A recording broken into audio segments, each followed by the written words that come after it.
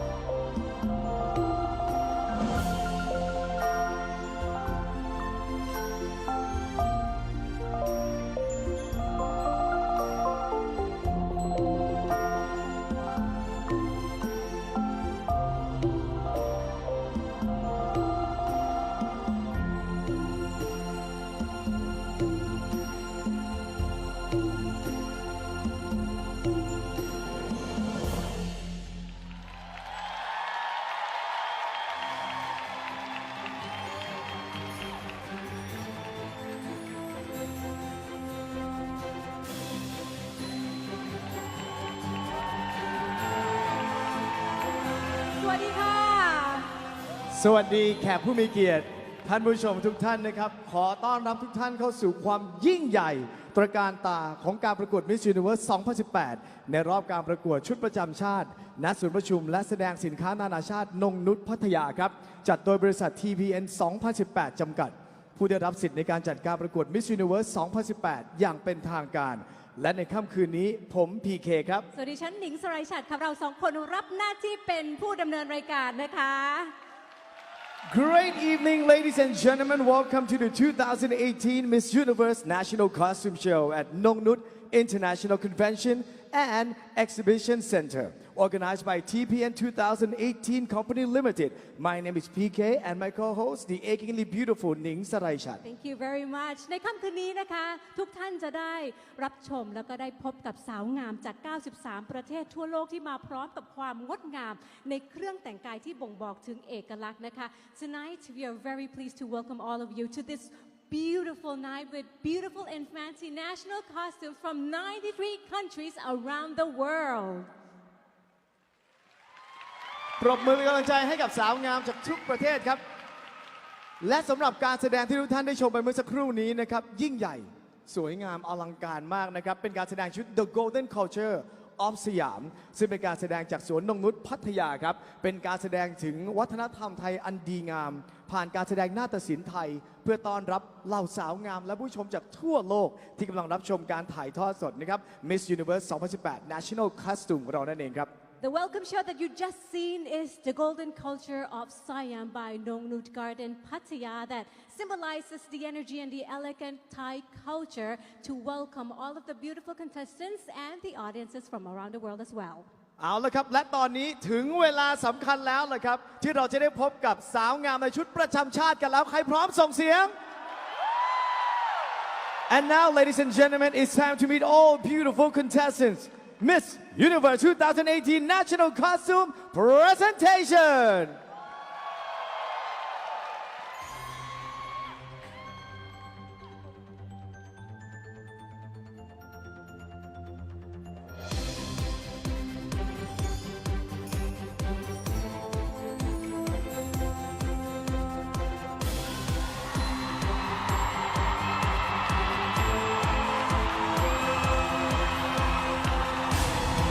And we'll begin with Albania.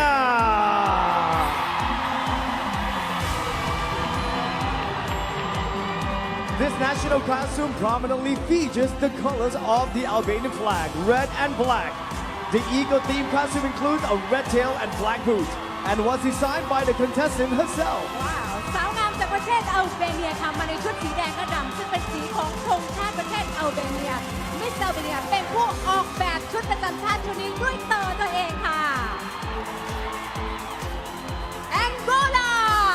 This costume represents the Virgin Princess of Lunda the Angolan province known for its diamonds the white dots on her skin represent her purity Traditionally the princess does a cultural dance during presentations to her community Miss Angola ครับสวมใส่เครื่องแต่งกายที่ได้รับแรงบันดาลใจจากเจ้าหญิงแห่งเมืองลุนดาจุดสีขาวที่วาดอยู่บนผิวของเธอนั้นนะครับสื่อถึงความบริสุทธิ์ครับ Argentina You are sure to be inspired by this national flower known as sable It features a velvety layer with encrusted crystals and a beautiful silver center the same color as the boots that accompany the costume ชุดของสาวงามจากประเทศอาร์เจนตินานั้นได้รับแรงบันดาลใจมาจากดอกไม้ประจำชาติคือดอกเซโบค่ะชุดนี้ตัดเย็บด้วยผ้ากำมะหยี่ตกแต่งประดับด้วยคริสตัลแล้วก็ยังมีรองเท้าที่เข้าชุดกันอีกด้วยนะคะ Armenia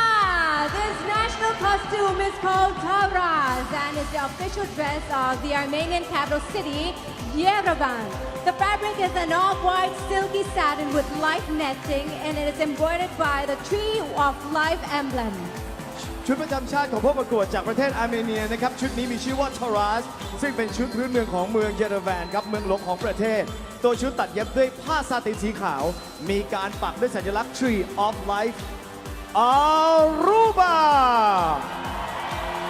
This carnival costume represents the greatest cultural event on the island of Aruba. It's a tribute to all carnivalistas who work hard during the year to put on creative display of art, cultures, feathers, and jewels. มิส อารูบามาในชุดคาร์นิวัลที่แสดงถึงงานทางวัฒนธรรมที่ยิ่งใหญ่ที่สุดบนเกาะอารูบาเป็นเครื่องบรรณาการให้กับคาร์นิวัลิสต้าทุกคนที่ทำงานหนักตลอดทั้งปีค่ะ ชุดนี้ยังแสดงถึงความงดงามของศิลปะหัตถกรรมขนนกและอัญมณีค่ะ Australia This costume was inspired by the unique native flora that adorns with Australian landscape. The delicate flowers that embellish the headpiece and detail the dress reflect the iconic Australian national flower, the golden wattle. สาวงามจากประเทศออสเตรเลียครับมาในชุดที่ได้รับแรงบันดาลใจจากดอกไม้พื้นบ้าน ที่บานสะพรั่งไปทั่วทั้งภูมิประเทศของออสเตรเลียครับดอกไม้อันประณีตที่ตกแต่งอยู่บนเครื่องประดับศีรษะและบนชุดที่เธอสวมใส่นั้น คือดอกไม้ประจำชาติของออสเตรเลียที่มีชื่อว่า the golden wattle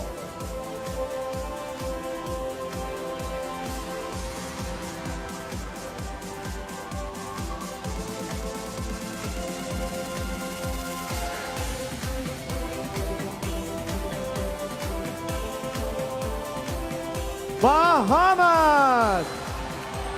This costume depicts one of the pineapples from the Bahamian island of Eleuthera. From the spiky green crown to the ripe yellow skin, this contestant really brings the pineapple to life. ชุดประจำชาติของสาวงามจากบาฮามาแสดงถึงความอุดมสมบูรณ์ของเกาะอัลเจรานะคะ ในประเทศบาฮามาที่มีชื่อเสียงในการปลูกสับปะรด และด้วยความน่ารักของมิสบาฮามายิ่งทำให้ชุดนี้ดูมีชีวิตชีวามากๆเลยนะคะ Barbados! This costume represents the remarkable flying fish. The color scheme of cobalt, turquoise, and silver tones with crystal highlights show the gorgeous colors of the famous fish that can be found jumping out of warm ocean waters. Miss Barbados นะครับปรากฏตัวในชุดประจำชาติสีน้ำเงินโคบอลต์สีฟ้าเทอร์ควอยส์และสีเงินครับตกแต่งด้วยคริสตัลชุดประจำชาติของเธอได้รับแรงบันดาลใจจากสีของปลานกกระจอกของประเทศบาร์เบโดสซึ่งมีความมหัศจรรย์ที่สามารถลอยตัวกลางอากาศเหนือท้องทะเลราวกับบินได้ Belgium This designer dress is made from several tissues and over 30 meters of feathers. It features the three Belgian colors, yellow, red, and black. Nearly 2 pounds of crystals give it plenty sparkle. ชุดของมิสเบลเยียมค่ะทำจากขนนกกว่า 30 เมตรและตกแต่งด้วยคริสตัลเกือบ 2 ปอนด์นะคะ สีเหลือง สีแดง สีดำในชุดของเธอนั้น คือสีประจำชาติของเบลเยียมค่ะ Please welcome Belis! Belis' costume depicts the famous carved jade head of the Mayan sun god, Kinish Ahau. This national costume was chosen by the people of Belis after they were given 3 options on social media. ชุดประจำชาติของสาวงามจากประเทศเบลีสนะครับแสดงให้เห็นถึงความวิจิตรของหยกแกะสลักที่เป็นเครื่องประดับศีรษะที่โด่งดังของพระเจ้าคินิชอาฮาวของชาวมายันครับชุดนี้ได้ชนะการโหวตทางโซเชียลมีเดียจากเบลีสให้เป็นชุดประจำชาติของเบลีสในการประกวด Miss Universe 2018 ครับ Bolivia This costume was inspired by the salt crystallization of Uyuni, a unique mystical tourism destination and the largest salt flat in the world. The crystals on the headdress represent crystallization of the salt. สาวงามจากประเทศโบลิเวียมาในชุดที่ได้รับแรงบันดาลใจจากความระยิบระยับของการตกผลึกของเกลือค่ะ สะท้อนถึงความสวยงามของยูนี้อันเป็นสถานที่ท่องเที่ยวที่สำคัญของประเทศแล้วก็ยังเป็นนาเกลือที่ใหญ่ที่สุดในโลกค่ะ Brazil! Meet the sun goddess who transformed herself into a beautiful bird to represent a need for environmental protection. This costume is made with thousands of yellow feathers and took a team of Amazonian artists from 3 months to make.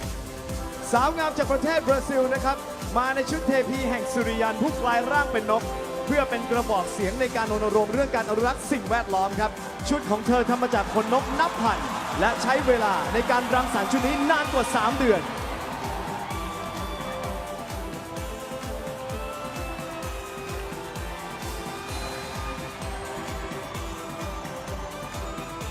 British Virgin Islands. The costume reflects the magic of the British Virgin Island lifestyle, pristine turquoise waters, balmy temperatures, and unforgettable food. The resilience of the people through pride and destiny is displayed through photos outlined on the bottom of the costume. ชุดประจำชาติของประเทศ British Virgin Islands แสดงถึงความมหัศจรรย์ของวิถีชีวิตของชาว British Virgin Islands ได้เป็นอย่างดี ทั้งน้ำทะเลสีเขียว อาหารและความภาคภูมิใจของชาว British Virgin Islands ร่วมอยู่ในชุดนี้ชุดเดียวค่ะ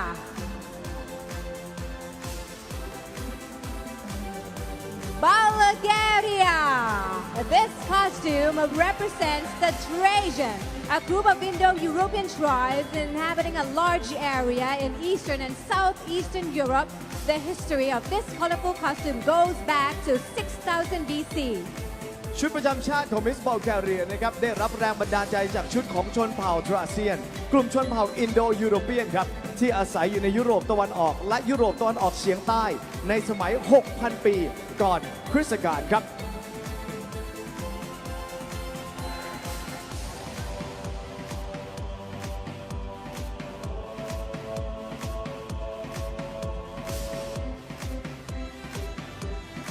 Cambodia. It took more than 60 days to produce this masterpiece named the Kingdom of Wonder. The backdrop of the country map features Cambodia's most famous icon, Angkor Wat, accompanied by some of its wall carvings representing nationality, kings, and civilization. ชุดประจำชาติของสาวงามจากกัมพูชาชุดนี้มีชื่อว่า The Kingdom of Wonder ชุดของเธอใช้เวลาในการรังสรรค์มากกว่า 60 วันนะคะบนแผนที่ประเทศนั้นมีภาพสถานที่ท่องเที่ยวอันโด่งดังของประเทศคือนครวัดค่ะชุดของเธอยังแสดงถึงอัตลักษณ์ที่สำคัญของกัมพูชาอย่างพระมหากษัตริย์และอารยธรรมของประเทศค่ะ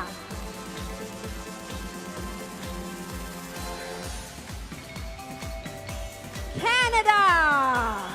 This costume is called the Queen of the Maple Leaf and was inspired by Canada's most famous symbol, the maple leaf that had been adopted as an emblem by the 1700s by French Canadians along the St. Lawrence River. ชุดประจำชาติของมิสแคนาดาชุดนี้มีชื่อว่าราชินีแห่งใบเมเปิลครับซึ่งถือเป็นสัญลักษณ์ประจำชาติของแคนาดาที่โด่งดังใบเมเปิลได้ถูกนำมาใช้เป็นสัญลักษณ์ของประเทศตั้งแต่ปีคริสตศักราช 1700 โดยชาวแคนาดาเชื้อสายฝรั่งเศสที่อาศัยอยู่ตามแนวแม่น้ำเซนต์ลอเรนซ์ครับ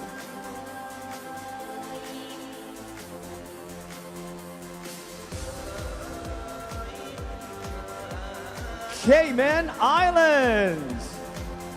This costume pays homage to many of Cayman Islands' national symbols, as well as the natural beauty the islands are known for. The stunning skin tone bodysuit is adorned with crystals capturing the glint of the sun, of the Caribbean Sea, and 3 stars representing the 3 islands that make up the country.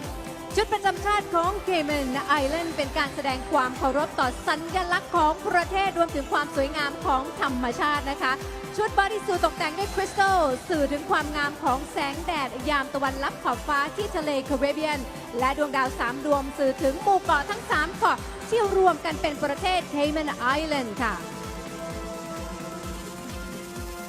Chile. This costume represents the Selknam or Onas, an American Indian tribe that used to live in the north and center of the island Tierra del Fuego. They were originally nomadic land hunters and gatherers. ชุดประจำชาติของสาวงามจากชิลีนะครับได้รับแรงบันดาลใจมาจากชาวเซลฟ์นัมหรือโอนาสครับซึ่งเป็นชนเผ่าอินเดียนอเมริกันที่เคยอาศัยอยู่ในภาคเหนือและศูนย์กลางของเกาะเทียร่าเดลฟูเอโกครับ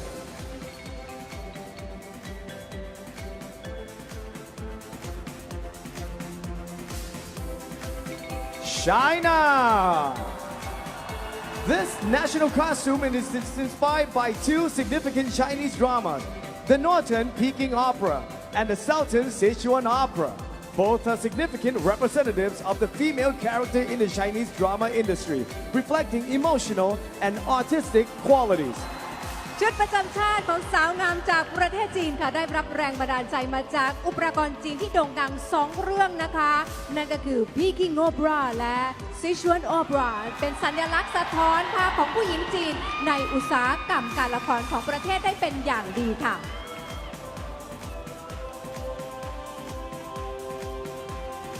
Colombia.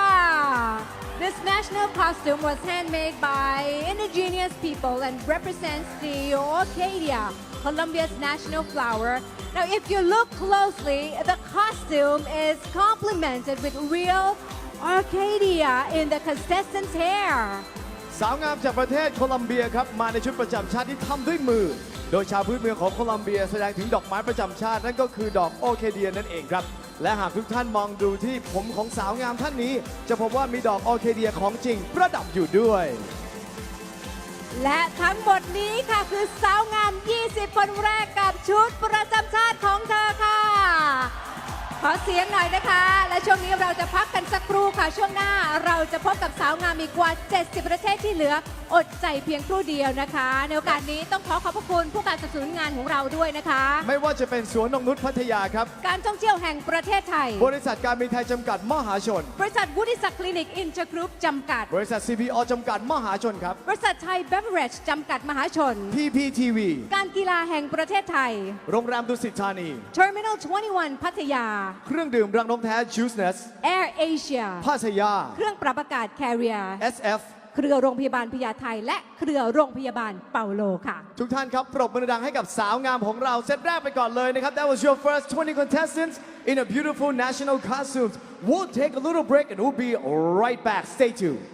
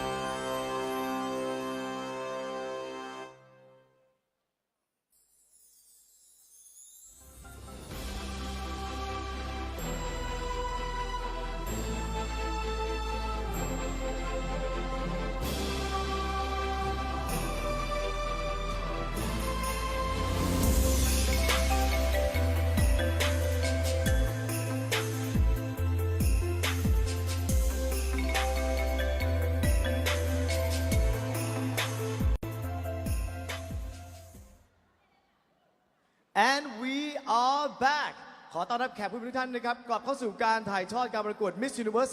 2018 ในรอบชุดประจำชาติกันอีกครั้งนะครับซึ่งในกลุ่มที่ 2 นี้นะครับท่านจะได้พบกับ 24 สาวงามในชุดประจำชาติของพวกเธอด้วย Ladies and gentlemen, welcome back to 2018 Miss Universe National Costume Presentation. In this group, we will meet another 24 girls in their beautiful national costumes. So if you're ready, please welcome with a big sound of applause.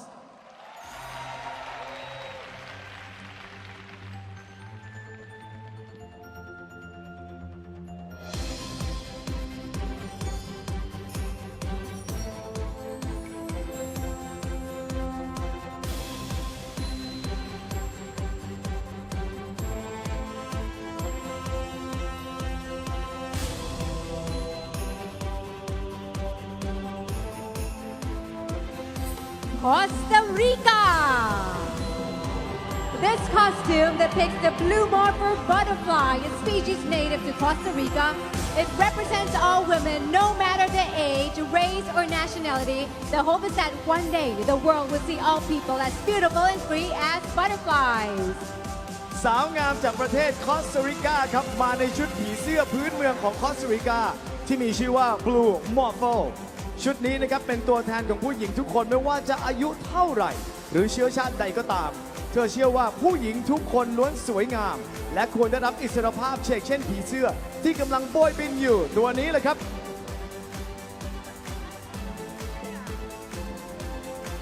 Croatia. This costume is inspired by the beautiful Croatian countryside. The green color of the costume and its ruffles represent Croatia's green valleys and hills, while manually embroidered golden details symbolize golden wheat fields. สาวงามจากโครเอเชียมาในชุดที่ได้รับแรงบันดาลใจจากชนบทอันงดงามของโครเอเชีย สีเขียวและระบายของชุดสื่อถึงภูเขา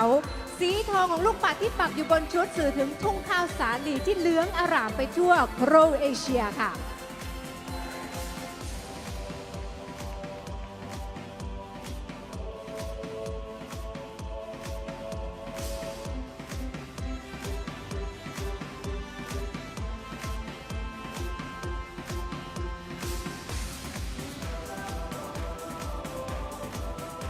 Curacao. This costume stands for Women Empowerment and is called Triumph of Sablica.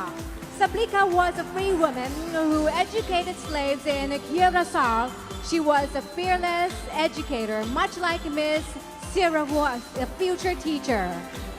ชุดประจำชาติของ Miss Curacao ครับมีชื่อว่า Triumph of Sablica แสดงถึงพลังในการเปลี่ยนแปลงโลกของผู้หญิงผ่าน Sablica หญิงสาวที่อุทิศตนเพื่อให้การศึกษาแก่ทาสในเคราซาวยังไม่เกรงกลัวต่ออุปสรรคใดๆเชกเช่นเดียวกับมิสเคราซาวคนนี้ที่ต้องการเป็นครูในอนาคตครับ Czech Republic. This national costume represents the color of the Czech Republic's flag. This contestant is proud to walk the runway dressed in white, red, and blue. สาวงามจากประเทศเช็กรีพับลิกมาในชุดประจำชาติที่ได้รับแรงบันดาลใจมาจากสีธงชาติของประเทศของเธอนั่นก็คือสีขาว สีแดง และสีน้ำเงินนะคะเธอมีความภาคภูมิใจยิ่งที่ได้สวมใส่ชุดนี้อวดโฉมต่อสายตาผู้ชมทั่วโลกค่ะ Denmark. This costume represents the famous fairy tale from The Snow Queen, written by the great Danish author Hans Christian Andersen. The icy white costume is covered with hand-picked pearls, crystals, lace, sparkling snowflakes, glittering icicles, and icy patterns. ชุดประจำชาติของประเทศเดนมาร์กครับได้รับแรงบันดาลใจมาจากเทพนิยายที่มีชื่อเสียงเรื่อง The Snow Queen ที่ประพันธ์โดยศิลปินชาวเดนมาร์ก Hans Christian Andersenชุดประจำชาติของเธอดูงดงามระยิบระยับด้วยไข่มุกคริสตัลและผ้าลูกไม้ครับสะท้อนถึงความสวยงามของเจ้าหญิงหิมะในเทพนิยาย Dominican Republic. The Carry turtle is a unique species that inhabits the Atlantic, Pacific, and Indian Oceans. It is differentiated by its oars or driving fins, which make it a great swimmer in open water, where it enjoys its freedom. ชุดประจำชาติของผู้เข้าประกวดจากสาธารณรัฐโดมินิกันได้รับแรงบันดาลใจมาจากเต่าแครีที่สามารถพบได้ในมหาสมุทรแอตแลนติกมหาสมุทรแปซิฟิกและมหาสมุทรอินเดียนะคะด้วยความพิเศษของครีบที่ตกแต่งจากเต่าสายพันธุ์อื่นๆทำให้เต่าแครีถือเป็นนักว่ายน้ำที่ยิ่งใหญ่แห่งมหาสมุทรค่ะเอกวาดอร์ Because Ecuador is located in the Equinas,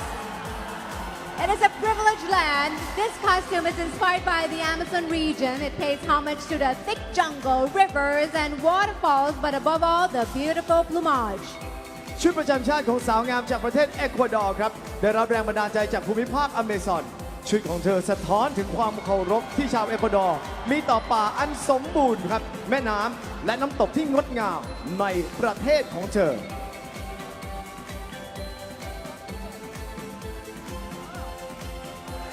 Egypt. This gold and blue dress highlights the powerful role of the female Egyptian pharaohs. It symbolizes the strength of the queens while highlighting their modernized aesthetic in the fashion world. มิสอียิปต์มาในชุดสีทองและสีฟ้าที่เน้นย้ำถึงบทบาทอันทรงพลังของฟาโรห์หญิงของอียิปต์นะคะชุดนี้นอกจากแสดงถึงความแข็งแกร่งของราชินีอียิปต์แล้วยังแสดงถึงความสวยงามทันสมัยในโลกของแฟชั่นค่ะ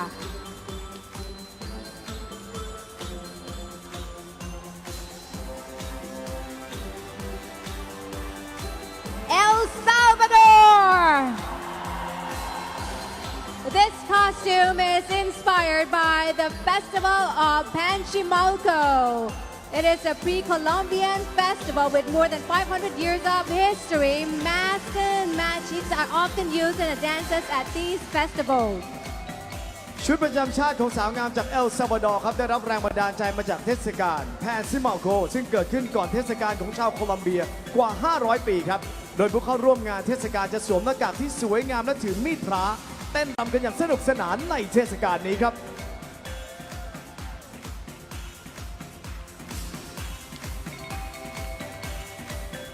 Finland. This costume represents Finnish nature and women's rights. The dress lining filters harmful ultraviolet rays, and the snow on the dress was made by hand and attached to white Finnish deer leather. The headgear is in the shape of a crown. สาวงามจากประเทศฟินแลนด์มาในชุดที่สะท้อนถึงความงามทางธรรมชาติและสิทธิสตรีของฟินแลนด์ค่ะเกรดหิมะบนชุดของเธอนั้นทำขึ้นด้วยมือผสมผสานกับหนังกวางฟินแลนด์และยังมีเครื่องประดับศีรษะที่เป็นมงกุฎอีกด้วยนะคะ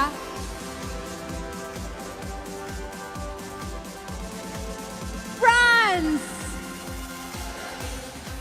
This red, white, and blue costume represents the colors of the French flag. It also a shout out to her home island of Corsica because it's a swimsuit and not a dress. The earrings are in the shape of the World Cup trophy, a nod to both the national sport and international audience. สาวงามจากประเทศฝรั่งเศสนะครับมาในชุดประจำชาติสีแดงขาวและน้ำเงินซึ่งเป็นสีของธงชาติฝรั่งเศสครับชุดว่ายน้ำที่เธอสวมใส่นี่สะท้อนถึงเกาะคอร์ซิกาซึ่งเป็นเมืองเกิดของเธออีกด้วยต่างหูที่เธอใส่เป็นรูปถ้วยรางวัล World Cup เพื่อสื่อถึงชัยชนะในการแข่งขันของประเทศฝรั่งเศสในการแข่งขัน World Cup 2018 ครับ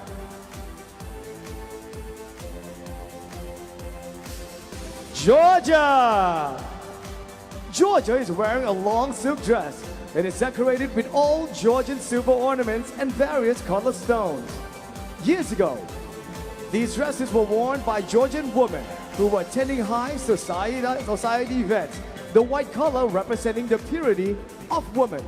สาวงามจากประเทศจอร์เจียมาพร้อมกับชุดเดรสยาวประดับด้วยเครื่องประดับเงินโบราณและหินอัญมณีหลากสี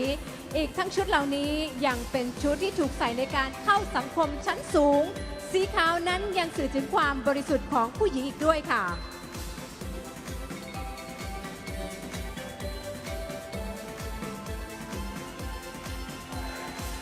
Germany Everyone living in Germany benefits from the rights of the political system because it's a democratic republic. This dress represents the country's freedom. The dove of peace serves as inspiration for the back featuring 80 ostrich feathers. ชุดประจำชาติของเยอรมนีครับชุดนี้มีชื่อว่า Dog of Peace หรือว่านกพิราบแห่งสันติภาพด้านหลังของชุดประดับด้วยขนนกกระจอกเทศกว่า 80 ตัวครับชุดนี้ประจำชาติของเธอสื่อถึงอิสรภาพของประชาชนชาวเยอรมันทุกคนที่ล้วนได้รับประโยชน์จากการปกครองในระบอบสาธารณรัฐประชาธิปไตยนั่นเองครับ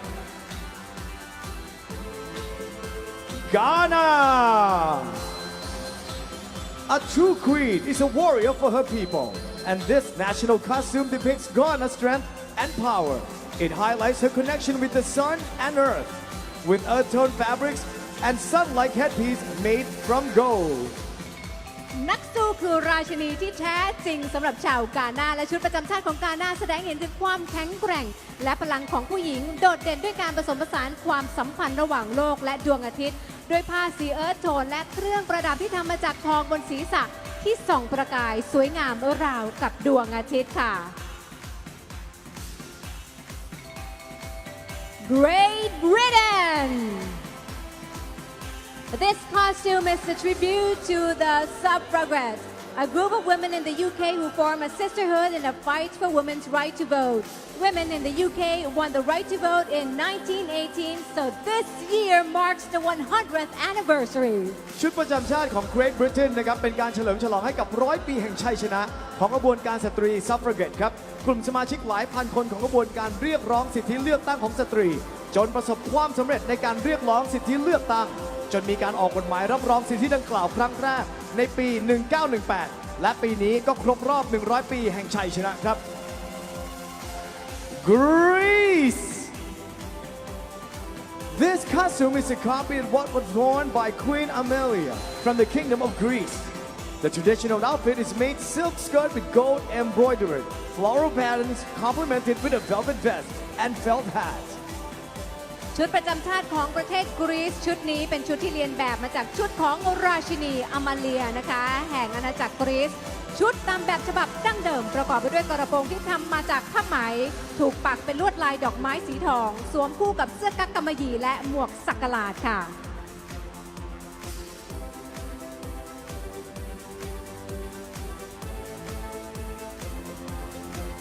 Please welcome Guam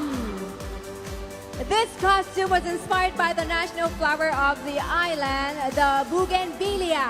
These bright purple, pink, magenta, and yellow flowers with thorns grow everywhere on Guam, and many residents plant them next to their homes. สาวงามจากประเทศกวมครับมาในชุดที่ได้รับแรงบันดาลใจมาจากดอกไม้ประจำชาติของประเทศ นั่นก็คือดอกเฟื่องฟ้า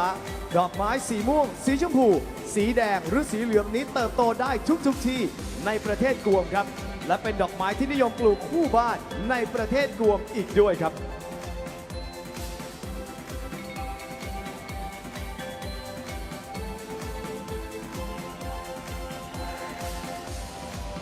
Guatemala This costume represents the splendor of the architecture and the signs of the great Mayan civilization.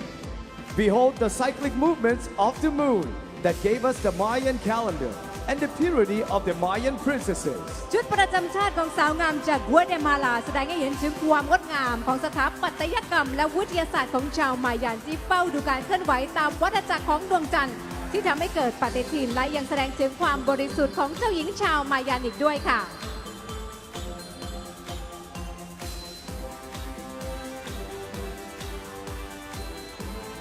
Haiti This costume represents the beautiful weather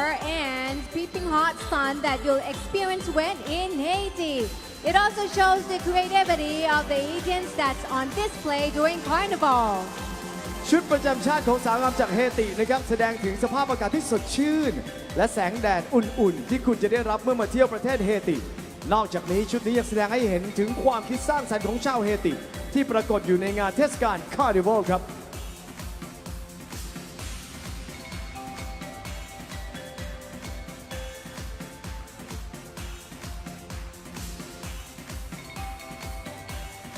Honduras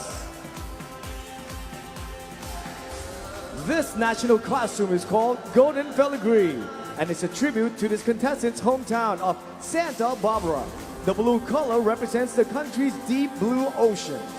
ชุดประจำชาติของสาวงามจากฮอนดูรัสมีชื่อว่า Golden Filigree ชุดนี้สื่อถึงเมืองซันตาบาบารานะคะเป็นบ้านเกิดของ Miss Honduras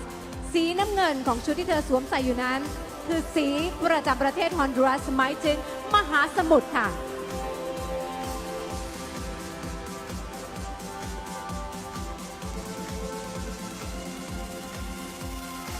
Hungary. This costume was made by a famous Hungarian designer. The dress utilizes the finest traditional Hungarian embroidery techniques that have been passed down since the Middle Ages. ชุดประจำชาติของ Miss Hungary นะครับออกแบบโดยดีไซเนอร์ชาวฮังการีผู้มีชื่อเสียง ชุดนี้ใช้เทคนิคการตัดเย็บอย่างดีครับ ตามแบบเฉพาะของชาวฮังการีที่ได้รับการสืบทอดกันมาตั้งแต่สมัยยุคกลาง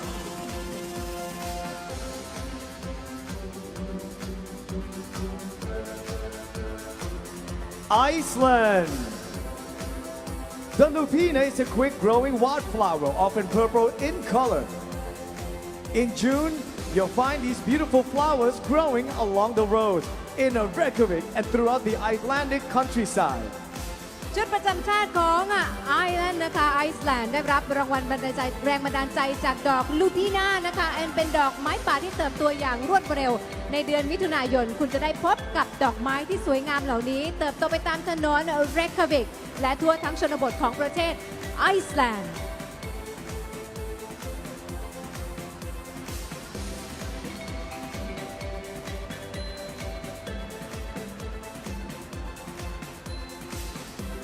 India. This Indian warrior princess celebrates the diversity of women's style and their unique personalities, as well as the empowerment of women. Angel silver metal work really brings the whole look home. This costume weighs 105 pounds. ว้าว สาวงามจากอินเดียนะครับ มาในชุดเจ้าหญิงนักรบชาวอินเดียนที่ต่อสู้เพื่อความหลากหลายของสตรี ชุดของเธอแสดงถึงพลังของผู้หญิงที่ลุกขึ้นยืนหยัดเพื่อสิทธิของตัวเอง ชุดนี้มีน้ำหนักถึง 50 กิโลกรัมครับ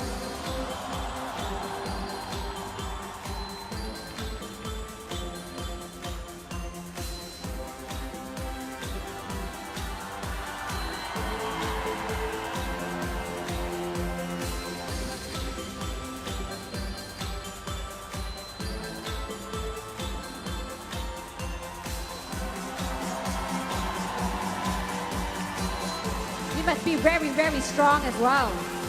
ต้องแข็งแรงมาก ๆ เลยนะคะ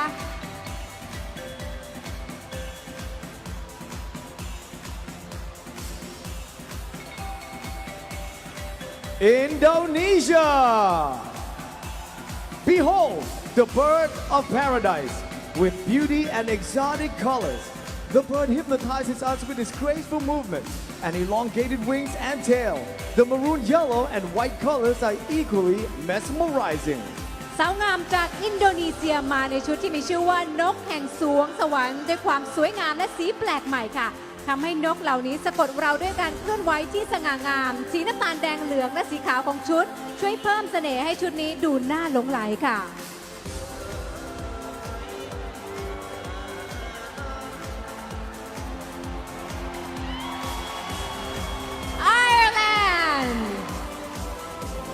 Ireland's clover is recognized internationally as a symbol of luck and good fortune. This costume LED wings light the way in spreading love and equality for all.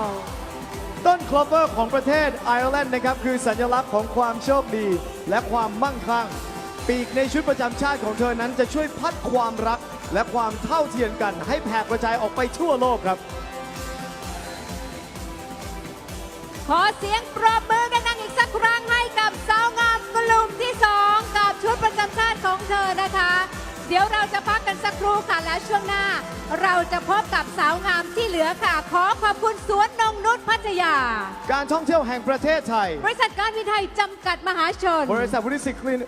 คลินิกอินเตอร์กรุ๊ปจำกัดครับ บริษัท CPO จำกัดมหาชน บริษัทไทยเบเวอร์เรจจำกัดมหาชนครับ PPTV การกีฬาแห่งประเทศไทย โรงแรมดุสิตธานี Terminal 21 พัทยาครับ เครื่องดื่มรังนกแท้ Juiceness Air Asia พัสยา เครื่องปรับอากาศ Carrier SF เครือโรงพยาบาลพญาไทและเครือโรงพยาบาลเปาโลครับ Now, ladies and gentlemen, that was our second group of contestants in her beautiful national costumes. We're gonna take a little break, and coming up next, the third group of beautiful ladies are waiting around the corner. So stay tuned.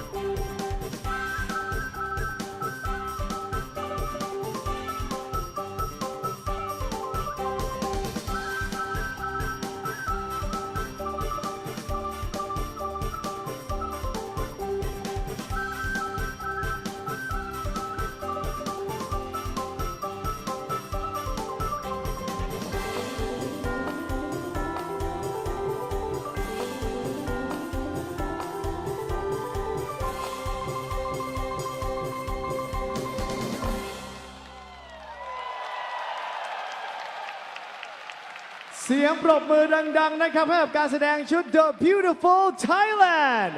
จากสวนนงนุชพัทยานะครับแสดงถึงความงดงามของวัฒนธรรมไทยทั้ง 4 ภาคที่ล้วนมีเอกลักษณ์และเสน่ห์น่าหลงไหลเฉพาะตัวครับ Ladies and gentlemen, the performance you just seen is called The Beautiful Thailand from Nong Nut Garden Pattaya. It symbolizes the beauty and unique cultures of 4 regions of Thailand. And now we are back to 2018 Miss Universe National Costume. Are we ready? Are we ready? All right, the audience seems to be ready, so here we go. Let's continue with National Costume presentation. Please welcome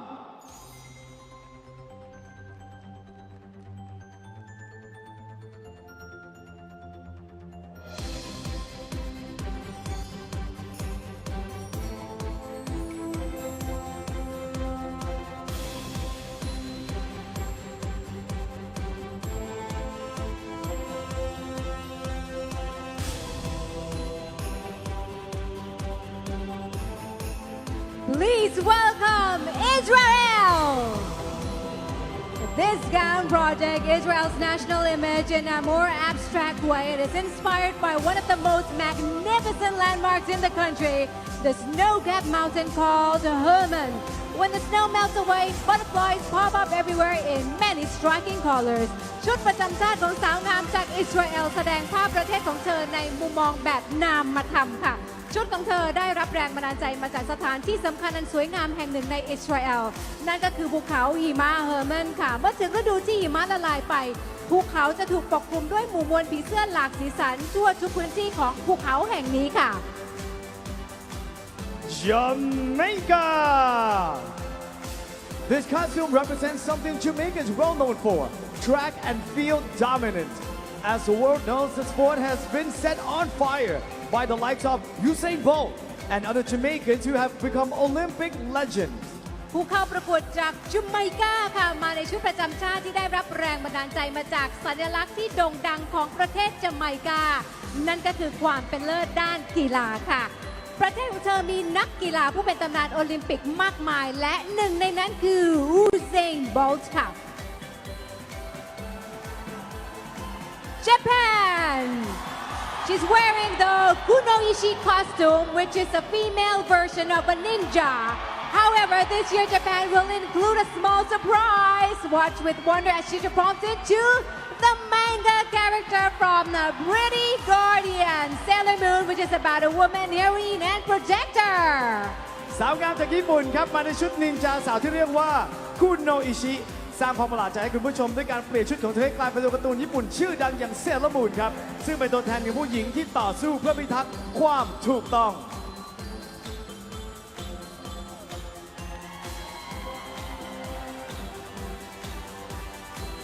Kazakhstan This costume took months to make and is full of symbolism. The gold color depicts the wealth of a country, while the blue personifies friendships and unity. The wings represent the nation's independence and freedom. ชุดประจำชาติของสาวงามจากคาซัคสถานนะคะใช้เวลาหลายเดือนในการผลิตชุดนี้ขึ้นมา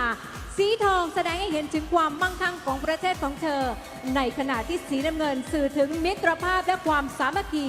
ส่วนปีกของเธอนั้นแสดงถึงความเป็นอิสรภาพของประเทศค่ะ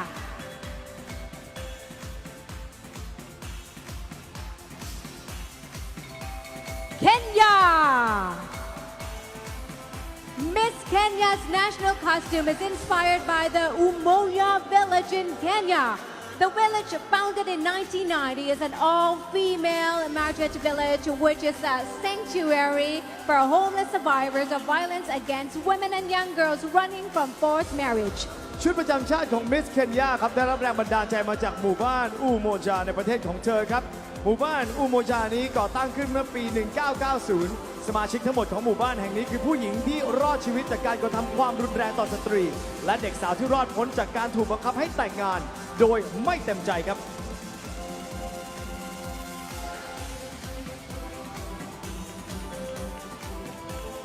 Korea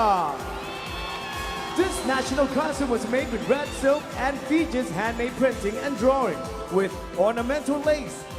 The ornate headpiece complements the outfit and brings the whole look together. ชุดประจำชาติของสาวงามจากเกาหลีชุดนี้ทำด้วยผ้าไหมสีแดงและเทคนิคการพิมพ์ด้วยมือเครื่องประดับศีรษะอันวิจิตรที่เข้าชุดนี้ส่งเสริมให้สาวงามจากเกาหลีดูสวยงามไร้ที่ติค่ะ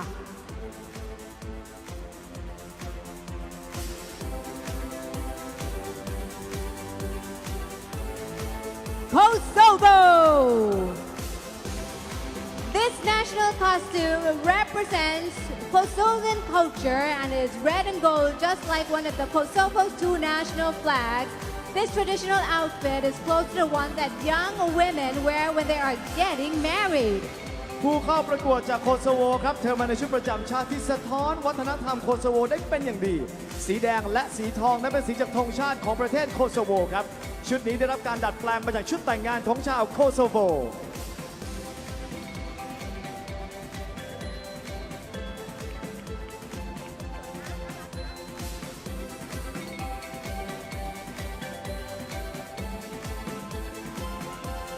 Kyrgyzstan.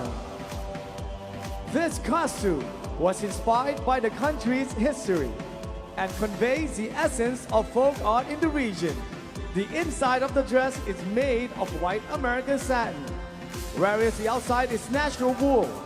The headdress is also wool and made entirely by hand. ชุดประจำชาติของผู้เข้าประกวดจากคีร์กิสถานได้รับแรงบันดาลใจมาจากประวัติศาสตร์ของประเทศค่ะสะท้อนถึงศิลปะพื้นบ้านของคีร์กิสถานด้านในของชุดทำมาจากผ้าซาตินสีขาวในขณะที่ด้านนอกเป็นขนแกะจากธรรมชาติและเครื่องประดับศีรษะขนแกะของเธอนั้นก็ทำขึ้นจากมือด้วยค่ะ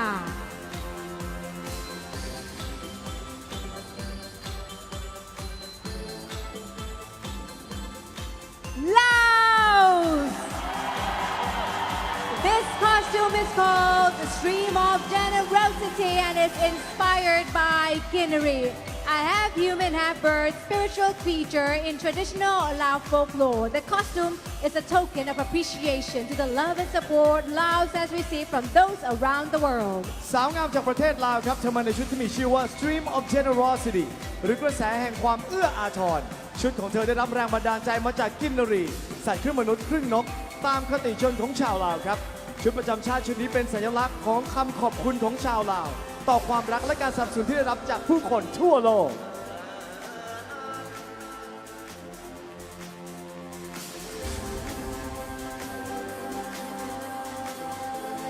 Lebanon. This national costume represents the strong and powerful Lebanese woman who knows who she is and what she wants. The wings represent the country's emblem, and along with the beads and fabric were handmade. ชุดประจำชาติของเลบานอนสะท้อนถึงความแข็งแกร่งและทรงพลังของผู้หญิงเลบานอนค่ะที่รู้จักตัวตนของเธอเองและรู้ว่าอะไรคือสิ่งที่เธอต้องการปีกที่ประดับด้วยลูกปัดของเธอทำด้วยมือนั้นคือสัญลักษณ์ของประเทศเลบานอน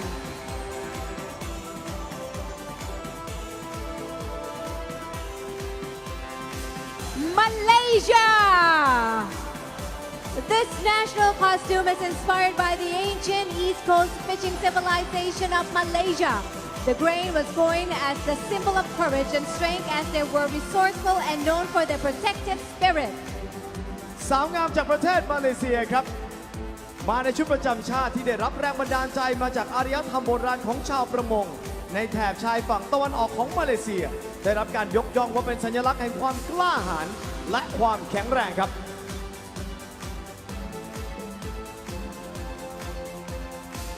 Malta. This costume represents the Maltese national flower, known as the Witness Ilbar. This beautiful flower grows predominantly on Maltese cliffs and coastal valleys. The gold drape at the back represents the bright Maltese sun shining on the flowers. ชุดประจำชาติของสาวงามจากมัลตารังสรรค์ขึ้นด้วยแรงบันดาลใจจากดอกไม้ประจำชาติที่มีชื่อว่าวินัทเอลบาฮาดอกไม้ที่สวยงามชนิดนี้พบเห็นได้ทั่วไปบริเวณหน้าผาและหุบเขาตามชายฝั่งของมัลตาผ้าคลุมสีทองที่ด้านหลังหมายถึงแสงของพระอาทิตย์ที่สาดส่งลงมากระทบกับดอกไม้ประจำชาตินะคะ Mauritius This national costume is inspired by the Majorettes who perform at the National Parade during her country's annual Independence Day celebration. The accessories include embellished boots and a feather cap. ชุดประจำชาตินะครับของสาวงามจากมอริเชียสได้รับแรงบันดาลใจมาจากเหล่าทหารหญิง ที่ร่วมในกระบวนพาเหรดในเทศกาลเฉลิมฉลองวันประกาศอิสรภาพของประเทศมอริเชียสครับ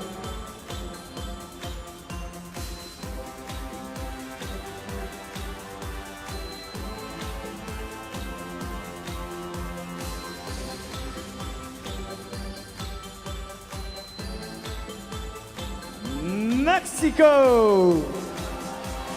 Behold the Jaguar Queen,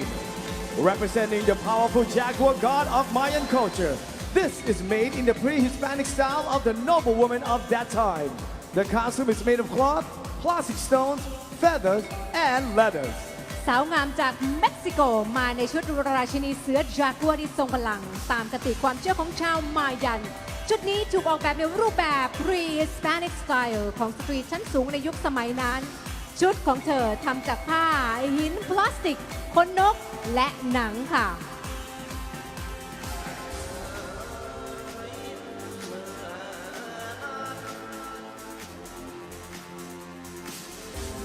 Mongolia. This costume was inspired by queens from the era of the Mongol Empire. Built by Genghis Khan and his family, it took over 300 hours to sew approximately 100,000 small details onto this costume by hand. ผู้เข้าประกวดจากมองโกเลียครับ เธอมาในชุดที่ได้รับแรงบันดาลใจจากราชินีจากยุคจักรวรรดิมองโกที่สร้างขึ้นโดยเจงกิสข่านและครอบครัวของเขา ชุดประจำชาติของเธอใช้เวลาในการสร้างมากกว่า 300 ชั่วโมง ในการเย็บชิ้นส่วนเล็กๆ ต่างๆ บนชุดด้วยมือทั้งหมดครับ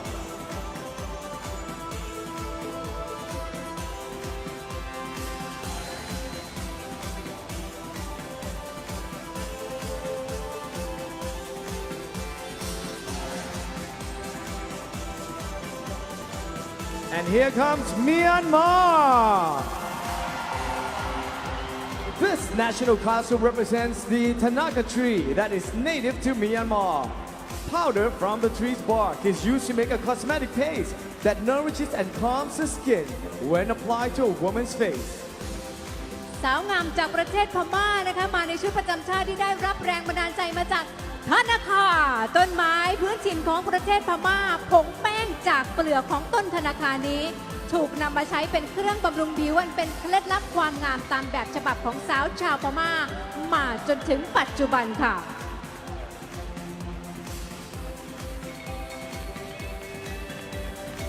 Namibia!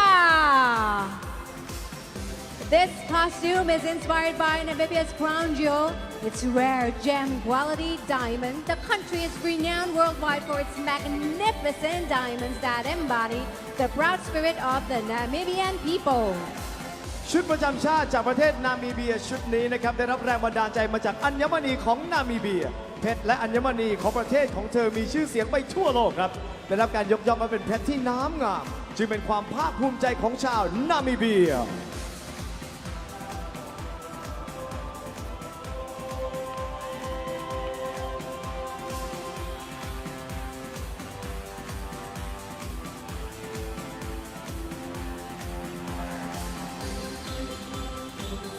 Nepal.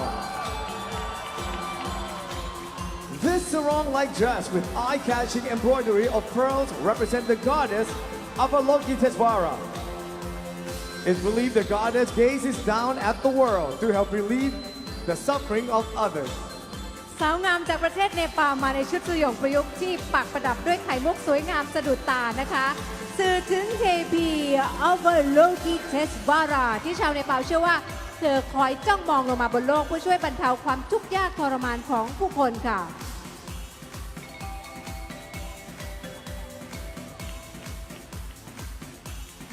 Netherlands! Handmade Thai silk was selected as the main material for this dress, enriched with embroidery details in the shape of sea waves and tulips. The papier-mâché headpiece represents a Dutch merchant ship. สาวงามจากประเทศเนเธอร์แลนด์นะครับมาในชุดเดรสผ้าไหมไทยทอมือ ที่เป็นวัสดุหลักของชุดประจำชาติของเธอครับประดับตกแต่งด้วยงานปักลูกปัดเป็นรูปคลื่นทะเลและดอกทิวลิปเรือสำเภากระดาษที่เป็นเครื่องประดับศีรษะของเธอนั้นนะครับสื่อถึงเรือการค้าของชาวดัชที่เข้ามาทำการค้าขายกับประเทศไทยครับ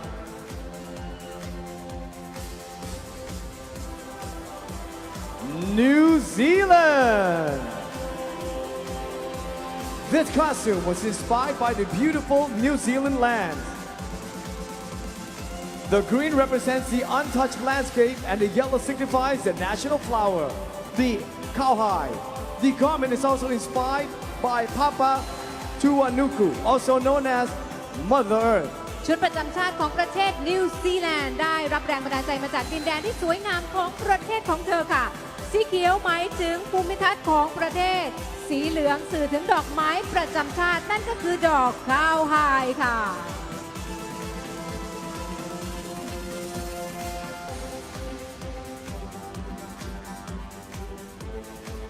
Nicaragua. This dress is intricate feminine from its base on the lyrics of the famous poet Ana Gomez. Its beauty and strength together with its roots and other elements represents its literary vision. The doe presents the peace and the hope for her country. สาวงามจากนิการากัวครับมาในชุดที่ได้แรงบันดาลใจมาจากเนื้อหาในบทกวีอันโด่งดังของแอนนาโกเมสชุดนี้สะท้อนทั้งความสวยงามและความแข็งแรงไปพร้อมกันองค์ประกอบต่างๆของชุดนี้นะครับแสดงถึงความงดงามทางวรรณกรรมของแอนนาโกเมส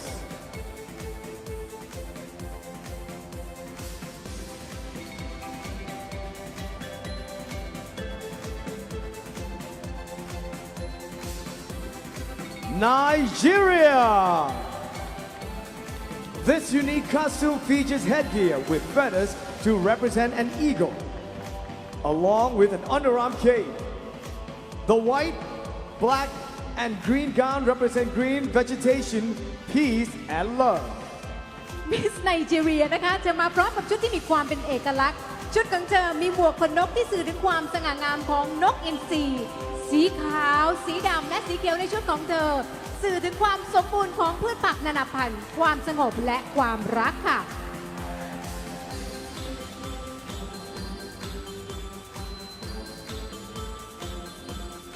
Norway.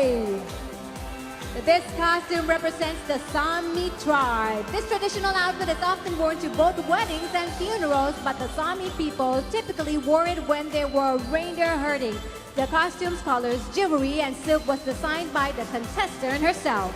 ชุดประจำชาติของสาวงามจากนอร์เวย์ครับได้รับแรงบันดาลใจมาจากชนเผ่าซามีเครื่องแต่งกายนี้มักจะถูกสวมใส่ทั้งในงานแต่งและงานศพแต่ชาวซามีมักจะสวมใส่ชุดนี้เมื่อมีการเลี้ยงกวางเรนเดียร์สีของชุดเครื่องประดับรวมถึงผ้าที่ใช้ในการตัดเย็บชุดนี้ทั้งหมดเป็นการสร้างสรรค์โดยมิสนอร์เวย์เองแหละครับ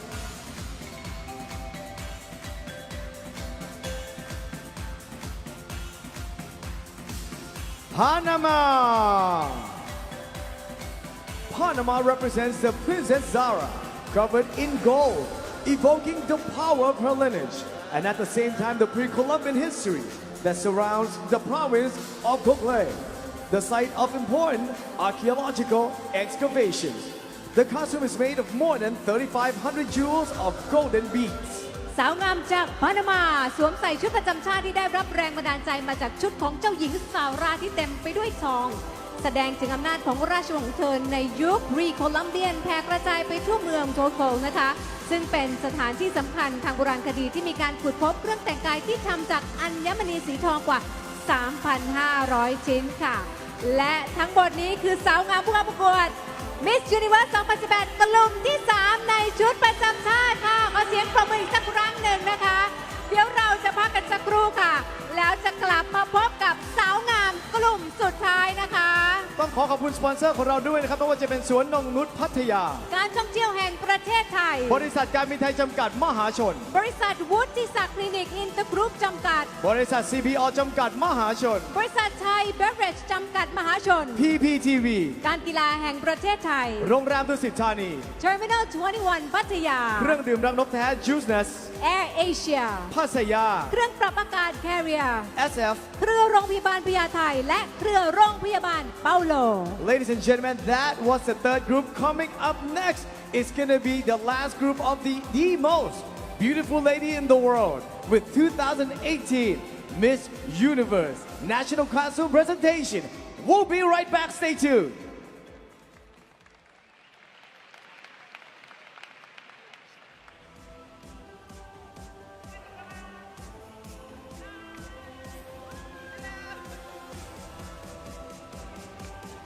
สวัสดีค่ะ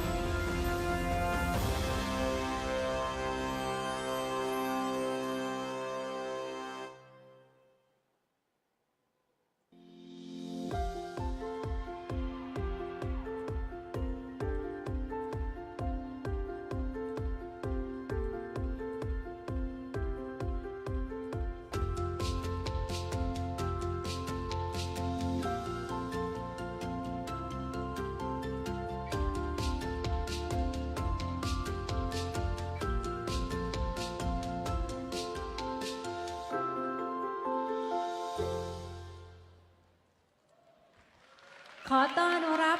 ทุกท่านนะคะเข้าสู่บรรยากาศการถ่ายทอด The Miss Universe 2018 ค่ะในรอบชุดประจำชาติกันอีกครั้งนะคะ ซึ่งในกลุ่มสุดท้ายนี้ค่ะ ทุกท่านจะได้ไปพบกับ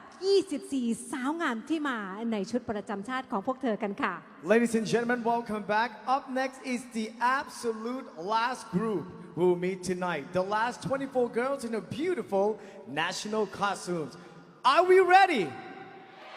Are we ready? So help us, please welcome.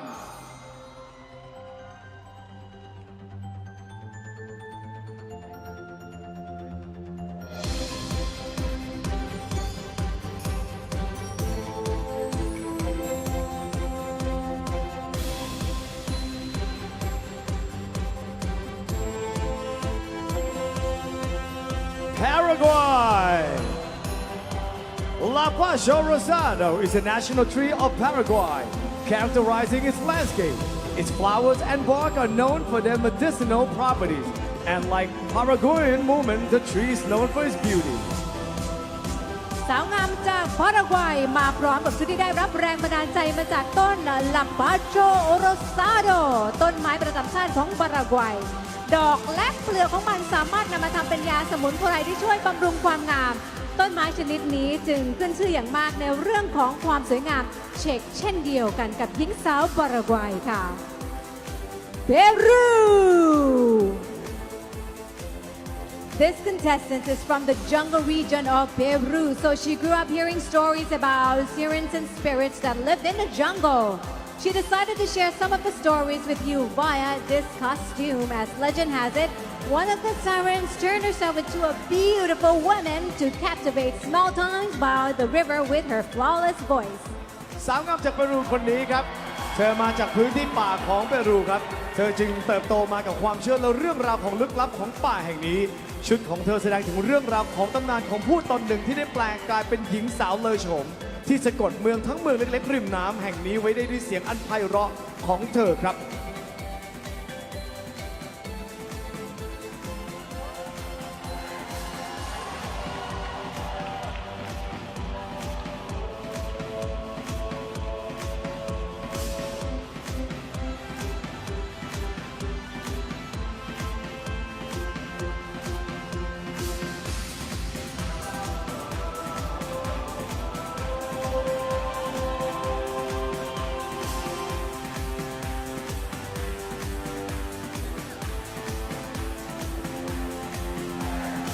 Philippines! This national costume is called Celebrate,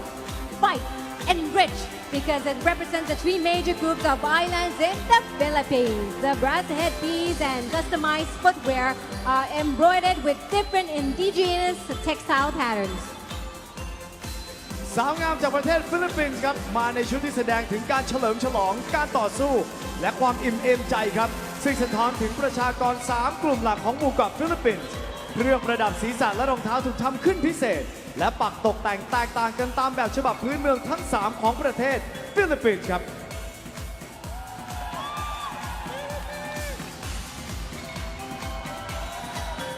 Poland This national costume was inspired by Slavic mythology, in particular the figure of the water nymph, Rusalka. According to legend, Rusalka presented as beautiful girls with trailing dresses and a wreath of flowers or herbs on their head. สาวงามจากโปแลนด์มาในชุดราตรีหางปลาพร้อมกับมงกุฎดอกไม้ค่ะ ชุดประจำชาติของโปแลนด์นี้ได้รับแรงบันดาลใจมาจากตำนานเทวรูปสลาวิก โดยเฉพาะอย่างยิ่งรูปปั้นของเจพีแห่งสายน้ำผู้เลอโฉมนามรูซัลกา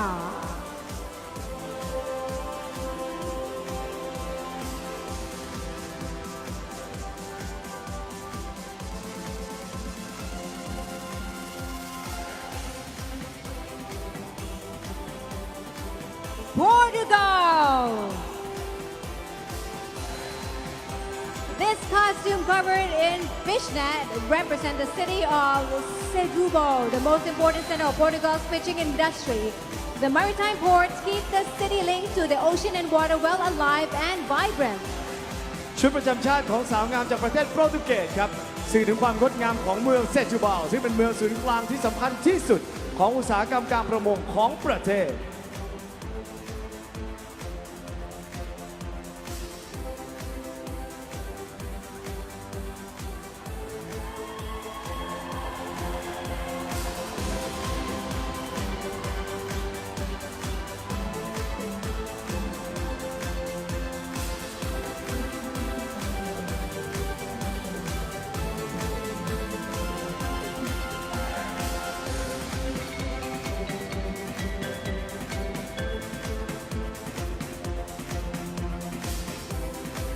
Puerto Rico! Puerto Rico's national costume represents the winds of Hurricane Maria, featuring metallic finishes and LED lights to show the movement of the wind and the glow of the lighting. The dress represents Puerto Rico rise up and the pearl of the Caribbean, which represents hope of a new tomorrow. ชุดประจำชาติของผู้เข้าประกวดประเทศโปรตุริโกแสดงถึงพลังของพายุเฮอริเคนมาเรียค่ะ ชุดของเธอประดับด้วยไฟ LED ที่แสดงถึงความเคลื่อนไหวของลมพายุ และแสงจากฟ้าผ่าค่ะ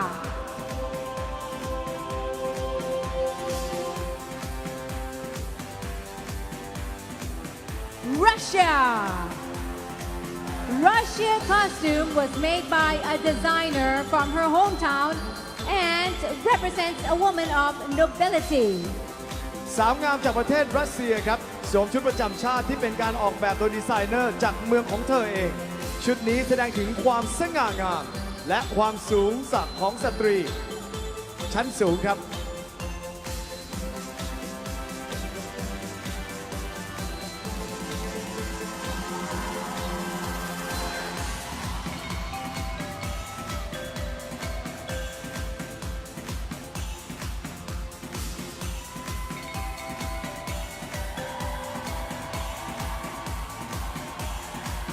Saint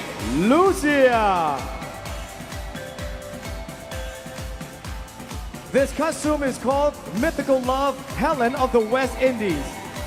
Helen defines myth and mystery. She's the world's most beautiful woman, fought over by Spartan king and a Trojan prince. She was the face that launched 1,000 ships. ชุดประจำชาติของเซนต์ลูเซียได้รับแรงบันดาลใจมาจากตำนานรักของเฮเลนหญิงสาวผู้ที่ได้รับการขนานนามว่าเป็นผู้หญิงที่สวยที่สุดในโลกค่ะ จนเป็นที่มาของการต่อสู้กันระหว่างกษัตริย์สปาร์ตันและเจ้าชายโทรจัน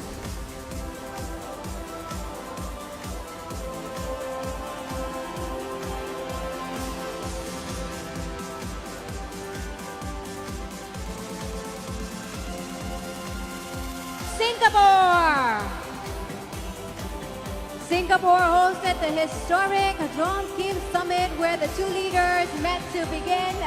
denuclearization. This costume shows the role of Singapore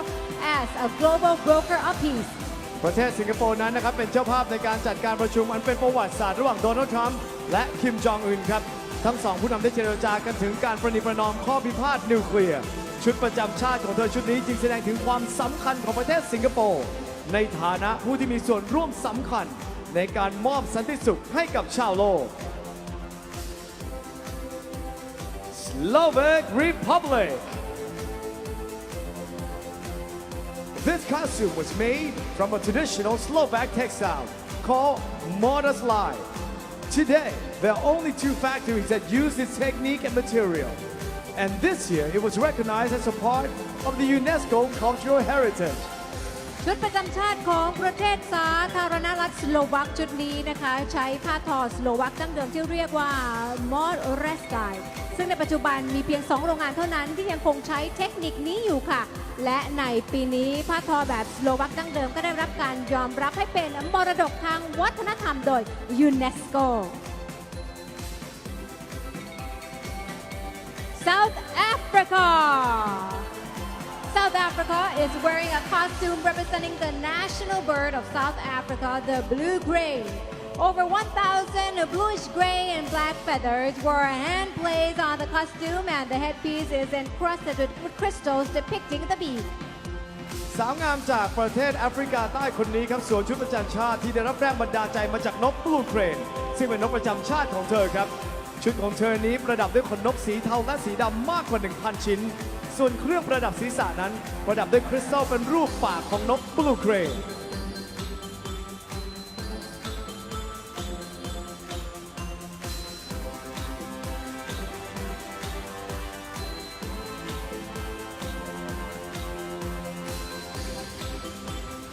สเปน This costume represents an iconic Spanish tail rope. The white color represents purity, and with its flows, a river of red carnations. The country's most recognizable flower. She is also carrying a fan to extend the fragrances from her land. สาวงามจากประเทศสเปนมาในชุดประจำชาติสีขาวที่แสดงเห็นถึงความบริสุทธิ์และสีแดงของดอกคาร์เนชั่นเป็นดอกไม้อันเป็นสัญลักษณ์ของประเทศค่ะนอกจากนี้เธอยังถือพัดเพื่อคอยพัดกลิ่นหอมของน้ำหอมจากประเทศของเธอไปสู่ประเทศต่างๆทั่วโลกค่ะ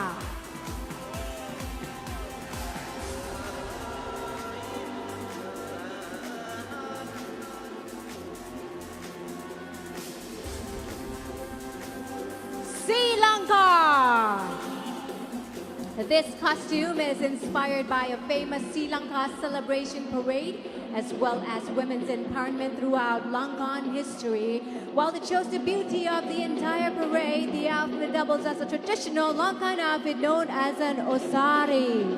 ชุดประจำชาติของประเทศศรีลังกาครับ ได้รับแรงบันดาลใจมาจากการเฉลิมฉลองและขบวนพาเหรดของศรีลังกา เพื่อเป็นการแสดงถึงพลังของผู้หญิงในประวัติศาสตร์ของชาวลังกาครับนอกจากความสวยงามของชุดแล้ว ชุดนี้ยังเป็นเครื่องแต่งกายแบบดั้งเดิมของชาวลังกา ที่รู้จักกันในนามว่าโอซารีครับ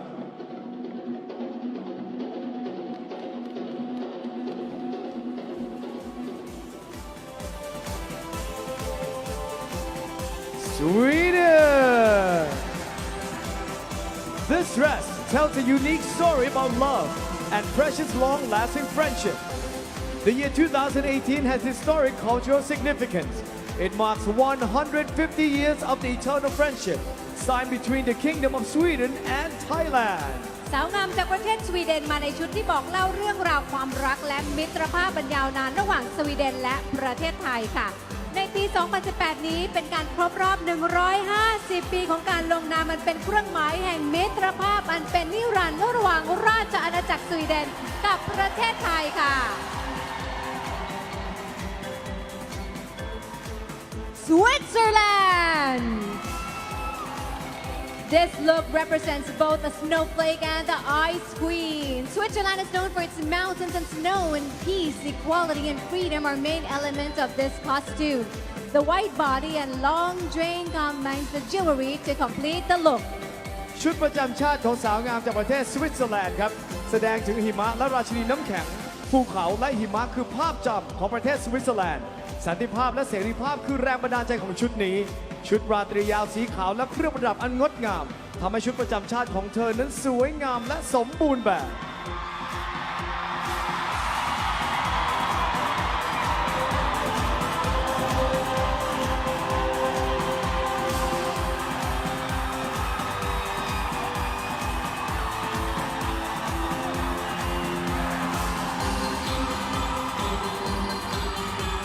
Thailand! This national costume is called Shang, the icon of Siam. Shang is a symbol of Thai tradition and way of life. Shang in Thai means elephant and was the inspiration behind this modern look that incorporates a royal Thai look. สาวงามจากประเทศไทยมาในชุดที่มีชื่อว่าช้าง The Icon of สยามค่ะ ชุดประจำชาติของเธอได้รับแรงบันดาลใจมาจากช้างอันเป็นสัญลักษณ์ของประเพณีและวิถีชีวิตของคนไทย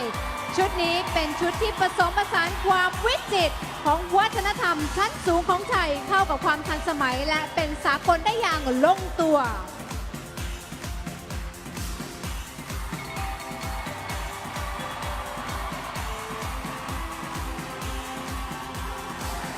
Turkey! This costume represents the women of the Ottoman Empire.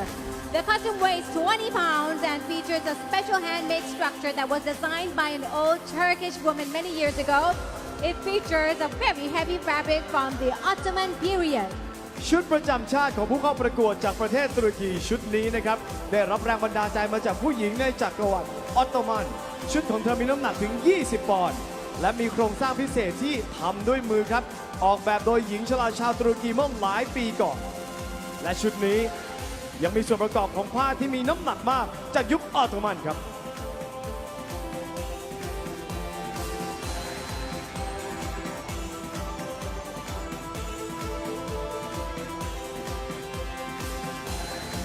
Ukraine. This dress is decorated with traditional Ukrainian ornaments. The malva flower has been decorating local houses since ancient times. Red and white were chosen for this look because red symbolizes love and white indicates purity. ชุดประจำชาติจากประเทศยูเครนชุดนี้ค่ะตกแต่งด้วยเครื่องประดับแบบดั้งเดิมของยูเครนดอกมัลวาคือดอกไม้ที่ใช้สำหรับตกแต่งบ้านเรือนในท้องถิ่นตั้งแต่สมัยโบราณค่ะสีแดงเป็นสัญลักษณ์ของความรักสีขาวหมายถึงความบริสุทธิ์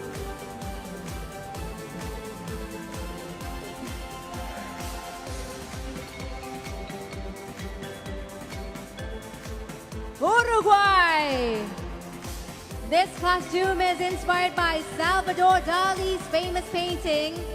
the Meditative Rose, which is comprised of a dress with a halter neckline and embroidered in stones, beads, and sequins. สาวงามจากอุรุกวัยครับสวมใส่ชุดที่ปักตกแต่งด้วยเลื่อมและลูกปัดที่สวยงาม ชุดประจำชาติชุดนี้นะครับได้แรงบันดาลใจจากภาพวาดอันโด่งดังของซาลวาดอร์ ดาลีที่มีชื่อว่า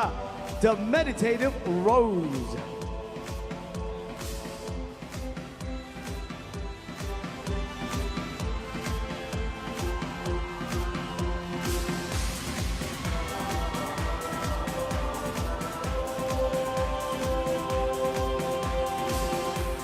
USA! USA is wearing a costume representing the national flower of the United States, the rose. The rose grows naturally throughout the United States, widely used as a symbol of love, and also happens to be Sarah's middle name. สาวงามจากประเทศสหรัฐอเมริกาสวมใส่ชุดที่ได้รับแรงบันดาลใจมาจากดอกกุหลาบค่ะ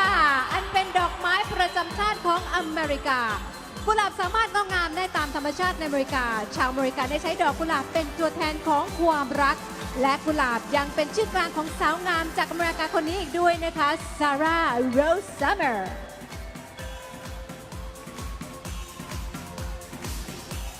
U.S. Virgin Islands. Like a phoenix rises from the ashes, Queen Mary has risen from this national costume, reimagined in all her glory. The costume is made of gold corset with jewelry embellishments and accessorized with a cape and golden crown. สาวงามจากประเทศ U.S. Virgin Islands นะครับมาในชุดที่ได้รับแรงบันดาลใจมาจากพระนางมารีครับชุดของเธอทำให้นึกถึงภาพนางพระนางมารีได้เป็นอย่างดี ด้วยคอเซ็ตสีทองและเครื่องประดับตกแต่ง รวมไปถึงมงกุฎสีทองอันงดงามอีกด้วยเลยครับ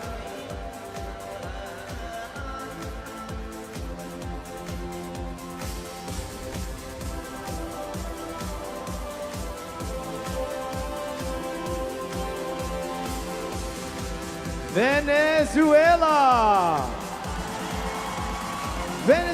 is dressed as Guaixia, the goddess protector of nature, who often takes the form of blue butterfly. This version was created using thousands of crystals in different shapes and colors. สาวงามจากประเทศเวเนซุเอลาสวมชุดประจำชาติที่ได้รับแรงบันดาลใจมาจากเทพีกวายเชีย เทพธิดาผู้พิทักษ์แห่งธรรมชาติที่มักจะอยู่ในรูปของผีเสื้อสีฟ้า ชุดประจำชาติของเธอประดับประดาด้วยคริสตัลนับพันชนิดที่มีรูปทรงและสีที่แตกต่างกันไปค่ะ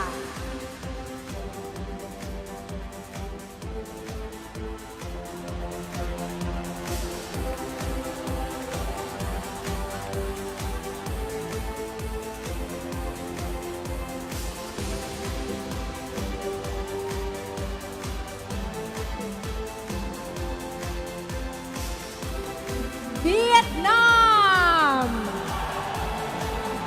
This costume aims to introduce authentic Vietnamese cuisine to the world. Banh mi is a delicacy that includes herbs, pork filling, and raw vegetables.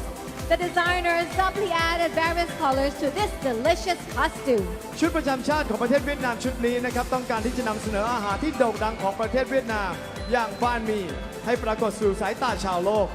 บานหมี่นะครับเป็นอาหารเลิศรสที่ประกอบด้วยสมุนไพรไส้หมูและผักและดีไซเนอร์ได้ทำให้ชุดนี้ทั้งสวยและน่ารับประทานไปพร้อมๆกันเลยครับ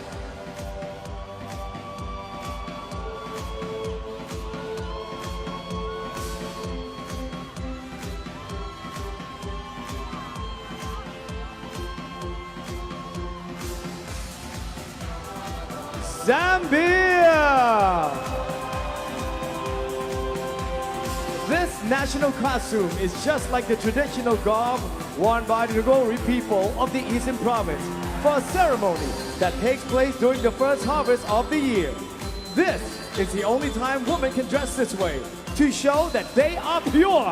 สาวงามจากประเทศแซมเบียมาในชุดแต่งกายแบบดั้งเดิมของชาวนูโกรีค่ะที่อาศัยอยู่ทางตะวันออกของประเทศ ชุดนี้เป็นชุดที่สวมใส่กันในงานเฉลิมฉลองการเก็บเกี่ยวครั้งแรกของปี เป็นโอกาสเดียวที่ผู้หญิงสามารถแต่งกายเพื่อแสดงเห็นถึงความบริสุทธิ์ของเธอค่ะ ท่านแขกผู้มีเกียรติคะทั้งหมดที่รับชมนี้เป็นชุดประจำชาติของผู้เข้าประกวด Miss Universe 2018 ทั้ง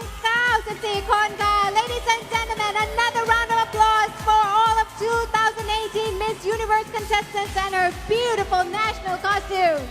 และงานใหญ่ๆและจัดออกมาได้ดีมากขนาดนี้นะครับต้องขอขอบคุณสปอนเซอร์ของเรานะครับไม่ว่าจะเป็นสวนนงนุชพัทยาครับ การท่องเที่ยวแห่งประเทศไทย บริษัทการบินไทยจำกัดมหาชนครับ บริษัทวุฒิศักดิ์คลินิกอินเตอร์กรุ๊ปจำกัด บริษัท CPO จำกัดมหาชน บริษัทไทยเบเวอเรจจำกัดมหาชน PPTV การกีฬาแห่งประเทศไทย โรงแรมดุสิตธานีครับ Terminal 21 พัทยา เครื่องดื่มรังนกแท้ Juiceness Air Asia ภาษายา เครื่องปรับอากาศ Carrier SF เครือโรงพยาบาลพญาไทและเครือโรงพยาบาลเปาโลค่ะสำหรับแฟนๆนะคะที่ไม่อยากจะพลาดการชมการประกวด Miss Universe 2018 นะคะในรอบ Preliminary Competition ในวันที่ 13 ธันวาคมนี้ จะจัดอย่างยิ่งใหญ่ค่ะที่ Impact Arena เมืองทองธานี สามารถที่จะซื้อบัตรชมการประกวดได้แล้วนะคะที่ Thai Ticket Major ทุกสาขาหรือที่ worldwideweb.thaiticketmajor.com So for all the fans out there, you do not want to miss Miss Universe 2018 preliminary competition will be held on December 13 at Impact Arena Muang Thong Thani. You can still get your tickets now at thaiticketmajor.com. Ladies and gentlemen, it's been such a beautiful, wonderful night. Thank you so very much to all the fans out there. We'll see you again on the night of 13th of December for Miss Universe 2018 preliminary competition. ทุกคนครับ สวัสดีและ good night. สวัสดีค่ะ